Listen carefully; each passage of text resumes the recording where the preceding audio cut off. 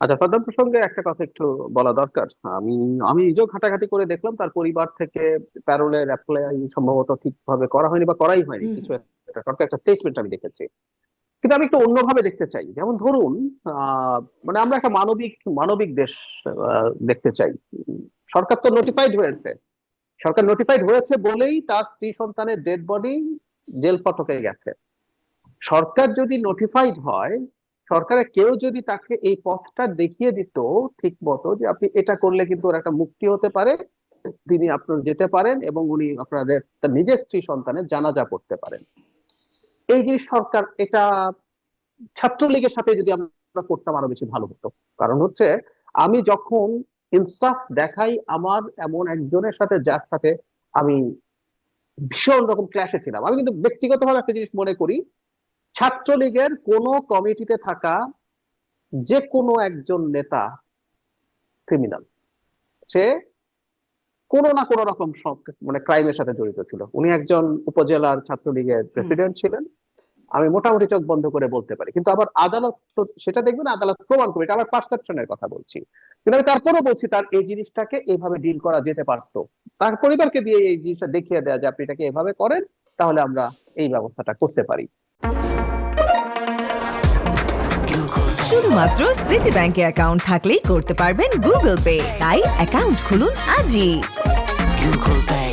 উনি তো ওনার সন্তান স্ত্রীকে তো দেখতে চেয়েছেন, এমন না যে উনি ওদেরকে দেখবেন না। যদি তাই হয় তাহলে মুক্তিটা হলে সুন্দর হতো।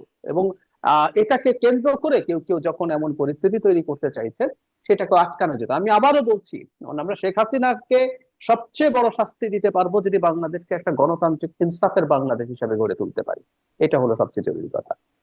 জামিন প্রসঙ্গে একটু আসি, সেটা হচ্ছে জামিনের ইনফ্যাক্ট জামিনের শর্তের মধ্যে এটাও থাকে যে কোনো একজনকে যে অভিযোগে নেওয়া হয়েছে, আপনারা দুজনই আইনজীবী এখানে, আপনারা হচ্ছে এটা ভালো জানেন যে ছেড়ে যদি দেয়া হয়, তার যদি জামিন হয়, তিনি একই ধরনের অপরাধ আবার করতে পারেন কিনা, তিনি সাক্ষীদের জন্য হুমকি হবেন কিনা, ইত্যাদি ইত্যাদি।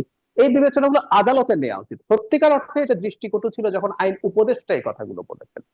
এটা আসলে দৃষ্টিগত হয়েছে, কারণ আমরা সেপারেশন অফ জুডিশিয়ারির কথা দীর্ঘদিন থেকে বলেছি, এটা এখন ফর্মালি হয়েছে। লোয়ার জুডিশিয়ারি কিভাবে সরকারের নিয়ন্ত্রণে তো সাংবিধানিক ভাবেই ছিল আর্টিকেল 116 অনুযায়ী। তো সেগুলো যখন থেকে থাকে, আইন উপদেষ্টার এই কথা বলা আসলে আমার কাছে মনে হয় না সঠিক হয়েছে। উনি আবার কেন বলেছেন আমি সেটাও বলতে পারি। যত জামিন হচ্ছিল, যখনই জামিন হচ্ছিল, সবকিছুর জন্য সবাই আবার আইন উপদেষ্টাকে দায়ী করছিলেন। হুম। ও সবকিছু এটা নাহলে তো, এটা তো ওনার মিনিস্ট্রি, যেটা ওনার মিনিস্ট্রি না, মানে হোম মিনিস্ট্রি থেকে শুরু করে সবকিছু তাকে টু সাম এক্সটেন্ট দায়ী করা হয়েছে সমানে। তো এই ঘটনার কারণে তিনি হয়তো এটা বলেছেন। তবে আমি এটা মনে করি যে একেবারে অ্যাবসলিউট ভাবে জামিন দেওয়া যাবে না, সেটাও হতে পারে না।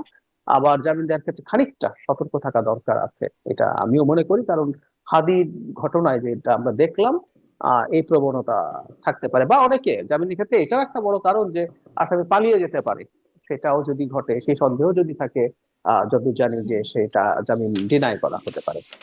জঙ্গিবাদ নিয়ে একটু বলি। আসলে আওয়ামী লীগের সবচেয়ে বড় সমস্যা হয়েছে এটা, আওয়ামী লীগ এমন পরিস্থিতি তৈরি করেছে যে আওয়ামী লীগের কারণে ওই যে ইংরেজিতে ডেরোগেশন বলে, মানে একটা শব্দ, যা এটাকে এমন জায়গায় আপনি নিয়ে গেছেন যে এটা এখন একটা গালির মতো বা মিথ্যা শোনায়, যেমন মুক্তিযুদ্ধের চেতনা।